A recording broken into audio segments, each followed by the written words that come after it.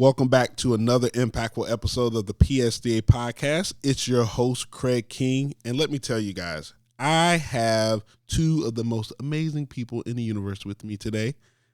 Karen Beaman. Hey. And Jennifer Dollar. Good morning. Good morning. Hi. How y'all doing? Fantastic. So let me tell you how awesome these two women are.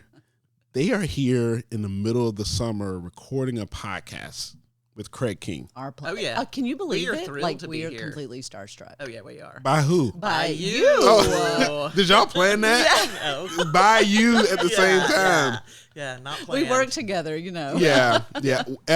And all three of us actually are colleagues. You probably didn't know. I work part-time at Columbia College as the Call Me Mr. Site Coordinator. Woohoo. Woohoo. Whoop, whoop. And absolutely love that work. I actually have my Call Me Mr. shirt on today. Yes, you do. Have some Call Me Mr. work to do when we're finished today. But we want to jump right into our conversation. But before we do, I want our guests to briefly introduce yourselves because we need our PSTA members and anybody else out there listening to know who they're listening to. So Sure. we didn't draw straws, so I'll let you guys debate who goes first. Rock, paper, scissors. You won. I win. You won. Alphabetically, I win all the They, time. oh, that's right. true. Yeah, That's true. it's too, all Karen. good. So my name is Karen Beaman. I am now the current, just adding extra words, the program director for the Masters in Trauma-Informed Education at Columbia College on the education side. So you'll hear a little bit about our program, where we have really two sides of our program, the education side and the social work piece. And I'm a retired elementary school principal, been in education my whole life. So I'm just thrilled to be able to get to kind of channel that next piece for pre-service teachers and for graduate students, for teachers that want to learn more about trauma-informed education. That's good. Yeah. Thank you for That's introducing it. yourself. I know, yeah. And she's being Kinda very long. modest. Karen is like No. awesome. No. Rock star. Rock star. She's really a rock star in this group. Yeah. All right. So I am Jennifer Dollar. I am the other half of our education or Thai master's program. My name. See? It's okay. It's like, Go for it. do we do this I love all it. the time? And Yeah, in, yeah, in yeah. full transparency, I'm not going to edit that out. It's okay. What? I'm not. What? You don't I'm have not. to. You don't This is have our to. first I know. podcast episode, and I this is stumbled real in- life. Yeah. Right. It's okay. right. It's a Monday morning. Yeah. We are here to So- normalize mistakes. Mistakes, Normalize right. We're mistakes. normalizing That's not being right. perfect. Yep. It's okay. So last night I did a flip episode, and in it I talked about this for our students in Yeah. our program. There you Like, go. see, I just messed up. It's okay. You don't have to big re-record over and over That's again. right. You know, it doesn't have to right. be perfect. So Take we're real two. people. Take Jennifer two. Dollar. All right, Jennifer Dollar, once again. So I have been at Columbia College for about 7 years and was a part of the undergraduate social work program, faculty there before I started as the co-director of the Masters. And before that, I was a school social worker for 16 years. Wow. In District 5. Can I say that? Can I Yeah. say where I was? Yeah. Okay. Yeah. Absolutely. And I loved it. I loved my career. I loved working with students, their families. I loved working with the faculty at the school and the staff and empowering them. And when I had the opportunity to come to Columbia College, it was a very difficult decision because it was hard to leave what I loved. But I'll tell you, I love Yeah. being at the college and getting to empower future professionals. So Karen mentioned educators, but there's the social work half of our masters. And we have students that are in our master's program that are social workers, that are lawyers, that are nurses, they work in the criminal justice systems, that have nonprofits. It's really a program that benefits anyone that's in a professional field. Wow. So that's the educational piece right there, because I think in the realm that I work in daily in education, when and I hear about the success of your program, our program, because I work there That's too. right. You do. It's But I only hear about it from the educator perspective. Yeah. And so to hear that so many other fields are benefiting from this program is great to hear. And it just shows the reach that right. Columbia College currently has and what they will have. And Jennifer, you said something that I think is important to make note of. You said you were afraid to leave because you were leaving something you loved. Right. And oftentimes we don't know we love something else until we take that leap. Yes. That's exactly right. And so I lived the same thing. Yep. When I started teaching third grade, I'm teaching third grade for 30 years. Right. I don't want to do anything else. Exactly. Right. And Kathy will tell you, when she offered me this job, I said, no, I'm not coming to work for PSTA. I'm staying in my scary. classroom. Right. Second year, she asked me again. yeah. No, I'm not leaving the classroom. Third year, no, I'm not leaving the classroom. Why are you still asking me this? Right. And then finally, I saw my background in advocacy. That's right. In pediatric advocacy, oncology advocacy specifically. And then I said, wow, well, maybe I can do that for education. Right. Like that same love for advocacy I have for cancer and medical affairs, I can take that for education, and I learned to love it, right? Yes. And so, and we're here doing a podcast today. Right. Yeah. We Here get we are. comfortable doing what we think we should be doing or want to do, and that comfort is, comfortable. Yes, it is. That is. It is. I like how you stretch I that know, out. right, I know, right? Yeah. Yeah. But it's just so true to take steps, take leaps of faith, step in the direction, and when doors open, Take advantage like of she that. was opening those doors for you. Take advantage of it. Take advantage You of never them. know where it Exactly. might lead. You never know. Yeah. And so I'm thankful for sharing that. Thank you Yeah. for sharing You that. are very for sure. welcome. But y'all aren't here to hear us just talk and have a regular conversation all day. There is a reason for You the can do that podcast. anytime. Right. You can do that anytime. Just call us up. We'll show up to your house. Yeah. We'll bring Chat. coffee, Yeah. donuts. Yeah. Hey, we love coffee and donuts. Right. But anyway, so Columbia College and Palmetto State Teachers Association, we have had a partnership for years. Yes.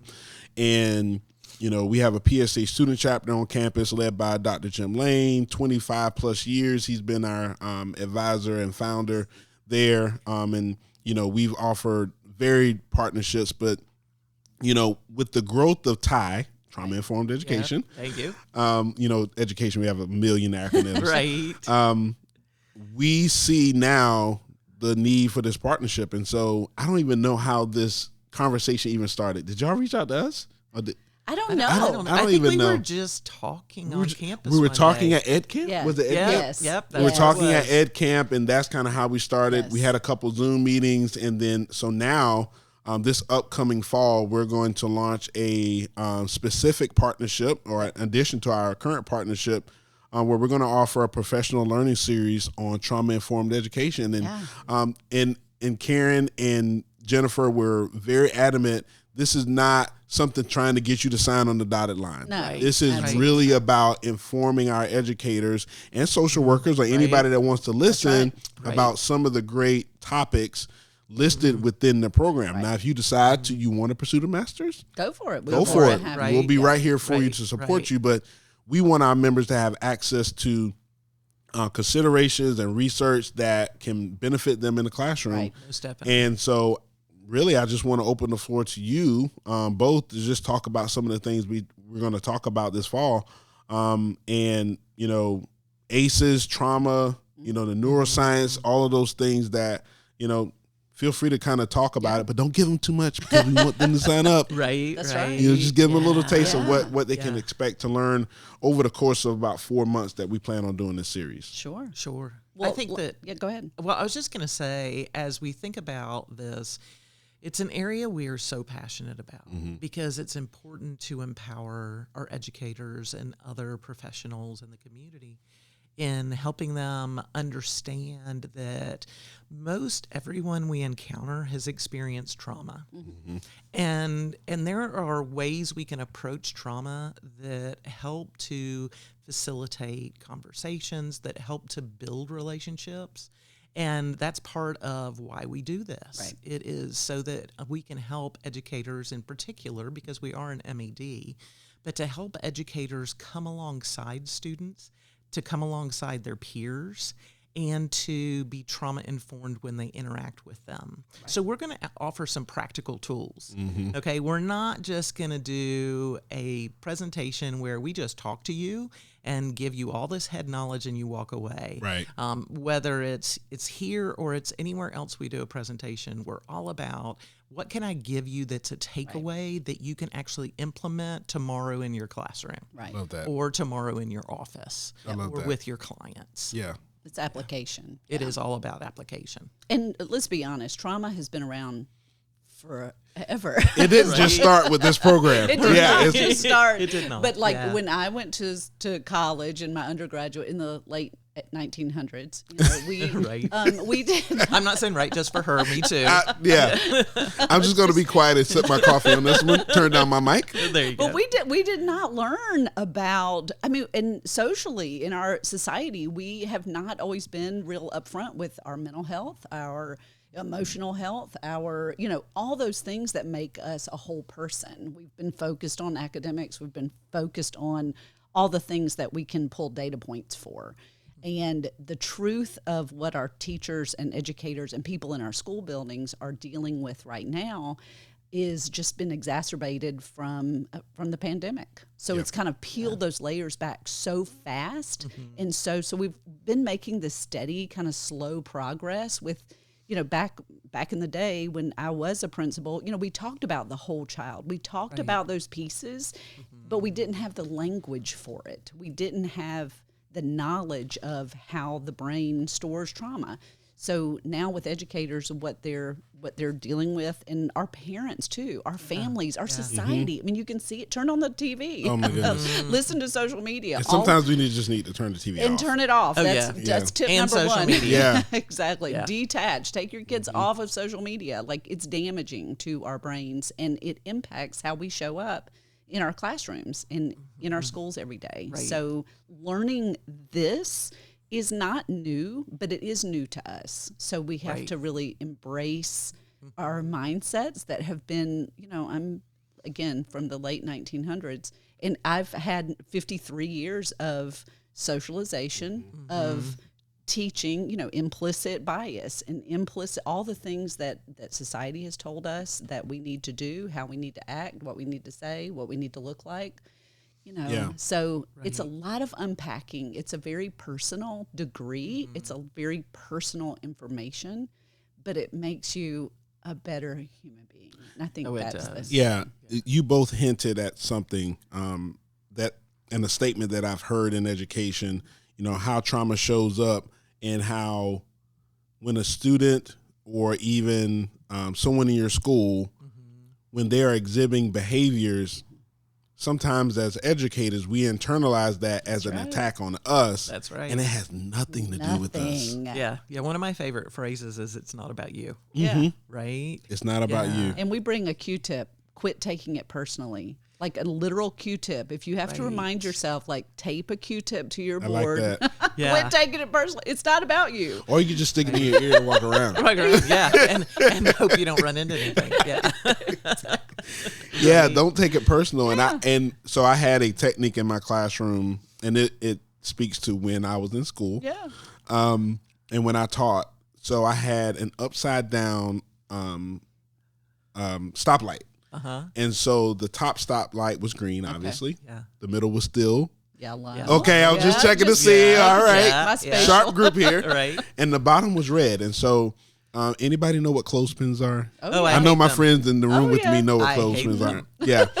So this was before Class Dojo and all That's the right. technology. Right. So every student in my classroom had their name written on a clothespin. And every day, it didn't matter what happened the previous day. Now, this was hard. Yeah. Right. They always started out on the green circle, which was called the circle of influence. Right. And so I wanted my students to know, even though sometimes as a teacher it was difficult for me to forget Right. what What one of the happened students. yesterday? Yeah, We had a rough Right. day. yeah, we had a rough day yesterday. Right. Today's a new day. But to understand that our students are going through so much, and if they can come to school knowing, wow, in Mr. King's class, I have a fresh start to get it right, or another chance to get it right, I know that did wonders for them in that classroom. And so, And it does wonders for us as adults. Like, Absolutely. we Right. expect kids, like, we expect 6-year-olds to show up and, like, don't have an attitude, don't have a bad morning, Right. don't have, you know, we So have true. such perfect little fantasies our kids, of what these our children- kids, we expect our kids to just when I be show in up- good moods all the time. Right. Right. Well, Yeah. I show up with a double fist and a coffee and a big 40-ounce gallon of water. You know, not a gallon, but, you know, like, but I need to have that. So that's Right, okay to extend a right. little grace. And again, going Extend back a to that little human grace. people, Right. like, I want to be treated with respect at work. If I Right. make a mistake, I certainly hope I can come in, you know, if I can come in and still be treated like it's okay. Right. You Yeah. know, it's all Right. good. Well, and one of the things that I think we have to keep in mind is most everyone is doing the best they can with what they know, right? And that system was what we knew at the time. Right. It was the best we knew at the time. And because the kids that were on green and stayed on green were the kids who didn't need the system. Right. Right. That's right. And so there were then some, we set kids up because we moved them, and then they feel like, okay, I'm ruined for the day, you know? Right. And so we've learned if we can use trauma-informed practices, we don't need a system like that. Right. Yeah. You know, and we have to remember that we all come with this invisible backpack when we walk into a school building. And in that backpack could be an argument that you had with your spouse that morning. You know, it could be news that you got about your mother and a medical diagnosis. And we're carrying that around and walking down the halls. And so recognizing that because somebody doesn't acknowledge you walking down a hallway doesn't mean that they're a snob or they're upset with you, right? Everybody on here knows what I'm talking about, right? It's not personal. And so learning to change the lens through which we view people and we view life is very, very important. And so it's using that trauma lens, and it's even important that we use that trauma lens in viewing ourselves. Amen. That's good. Yep. And, you know, I think when we are in that great mood, we sometimes internalize it to mean that everyone else should be in a good mood. So when we're walking down the hallway, like you said, we're having a great day, had a great weekend, and you know, and then Monday morning, someone who just experienced the worst weekend of their life, they normally speak to you, but now they didn't speak to you, and you start thinking, what did I do last week? Oh, when I didn't email them back on Friday. Are they mad? Are they mad at me? Right. Are they? And that creates our own level of trauma. Exactly. Like they have trauma now, and now I've created this made up. We create our own suffering. We create. We really do. We create really because we have this. Yeah, one of the most powerful things that we can do is walk up to somebody and say, "Is everything okay?" You know, and say, "I just want to make sure you're okay." And if they're like, "Oh yeah, I'm great," well, I want to make sure, is there anything I've done? You know, it just clears the air. And most time people will look at you and be like, what? Yeah. You're asking me that question. Why would you be asking that question? Well, I just wanted to make sure. Yeah. Because I want to keep it clean slate. You know, I want to have a rapport and open communication. And for a lot of people, there's a risk in doing that because it makes you vulnerable. What if they say, well, yeah, you did do something, right? Yeah. Then you got to deal with that. Yeah. That's right. So, you know, one of the topics that you'll cover, you guys are the experts. I'm just going to be on there, learning from you guys, the self-care aspect of it. Oh yeah. And I think we kind of hit on that a little bit. Yeah. So just talk about the self-care part of. So this is such a huge hot topic right now, just that terminology, self-care. And one of the things that we talk about in Thai is wellness. So instead of thinking, oh, I'm going to go get a manicure and that's my self-care. Well, that's great and it feels great while you're doing it and it looks really pretty, but it doesn't take care of your soul. That's right. You know, it doesn't improve the way you're coping with things. You know, it doesn't help your mental health. And so we find that it's very important to work on our mental health using strategies that are lasting. Yeah. So if I get up in the morning and I use Qigong, some of you will have to look that up, but I find that it to be powerful because it releases negative energy in my body, but then it produces energy that gets me going for the day. And if I do that as a routine, it's very freeing. And it's something that I can stop and do, say, in my office and just take 5 minutes to do. And then it empowers my relationships with other people. It's not just for me. Right. That's so good. So when we're regulated and we're calm and have taken care of ourselves, then we can really truly take care of others. And we've all heard all those, you know, like if you're on an airplane and the oxygen mask falls, what are we supposed to do? Put it on yourself. Put it on yourself. Yeah. Like we hear that all the time, but we don't do it. No, especially if you're with your family. Correct. You instantly want to take care of them. And then you're knocked out and you can't help your kids. Right. So, Yeah. And they're like, and that happens to us on a daily basis. Day we're not putting the oxygen mask on, and then we're going to bed depleted. We're not sleeping at night. We're not eating well. We're not exercising. We're not doing all the things that make us healthy. That we know make us healthy. That we know. We Yeah. know this. It's not a knowledge gap. Right. It's not. It's not. That's exactly so right. it is just you have to prioritize yourself. And it's not selfish. We've been all gaslit our whole life to think that, she's just so selfish. She's not going to go to this big family event because it's, 10 states away or whatever the situation is. And you put that boundary or like, you know what, I just can't go. And then people, of course, have things to say about it. But that's okay. That's a boundary. That's right. You have to learn how to put yourself first. And it's not easy. It's not. And it's not fun. And to be okay with putting yourself first, and that you don't owe people an explanation. That's the part, Jennifer. Oh my goodness. No, we feel like we have to complete explain, sentence. like when we take a day off from work, Oh or my gosh. if we say we're not going to a function. Woo. And we have to explain why not? we did. And even if they don't ask it, we feel obligated To to justify Right. Exactly. our That's personal right. well-being. And you don't have to do that. You don't have don't. to do that. So it's uncomfortable at first, but the more you practice it, Right. it gets so much easier. And on the other side of that uncomfortable feeling is freedom. Oh, it is. And that is a beautiful place. That is beautiful. To be. Yeah. It's a beautiful place to be. So just know you don't stop. If you're in the middle of something, keep going, keep moving forward. That's so right. even if it's uncomfortable, it'll be uncomfortable for 20, 30 seconds. That's really about it. Right. Like Right. it's not Yeah. uncomfortable for 20 years unless you Right. make it uncomfortable for 20 years. But just keep moving forward, and it's really feels nice on the other side. So much of that has to do with our self-talk. Yeah. What we say to ourselves. And we tend to be the harshest Critic. with ourselves. Like when you think about it, the thoughts that go through your mind where you're being critical, Absolutely. think about, would you say those things to other people? Probably not. Or a Probably not. child. Or to a child, Yeah. right? And so we, it's like we are those little children, and we have to learn to be kind to ourselves and gentle with ourselves and speak grace to ourselves and to surround ourselves with people who are like-minded, who will reinforce that. So like I'm blessed to have Karen as my We both are. partner in crime, right? Yes. And so we reinforce it in each other. Yeah. We'll even talk through things. Well, I have this thing that I need to go to, and I'm really anxious about it. And it's like, well, do you really have to go? Right.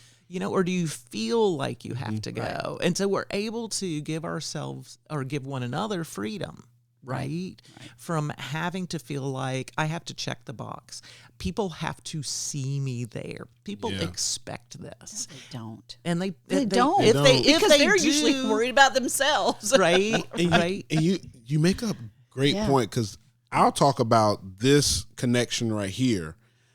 This happened this is happening because of just understanding and respecting each other's personal and professional obligations. And I won't go into detail, but this was supposed to happen on a different day. Right. And when one of us said, hey, can we move it to this time or to this day? Not a problem. It's like, okay, we'll get it done. Right. Instead of, saying, oh, well, I had this planned, but I think I can make it work, blah, blah, blah. Or trying to make them feel bad. It's just like, hey, can you do it? Yes, I can do it. Yeah. Because you can't. Or not. That's right. Either way is okay. You find another way. And so I think we have to do that. I can keep going for hours. This is so good. Oh, I know. And what's funny, and I'm going to tell all three of us, we were just talking about podcasts that go for a long time. Like, how could they just sit there and talk forever? But when here we you're are. Here we are and you're doing talking it. about something so great as TIE, Trauma-Informed Education, it's easy to do. But before we go, there are a few more things I want to chat about. Sure. Most definitely. I think all of our listeners, and I hope you share and download this message, you can tell that it's much better for you to be here live for the conversation as opposed to the replay. Yeah. Right. It is so important that you sign up when we drop registration later this summer.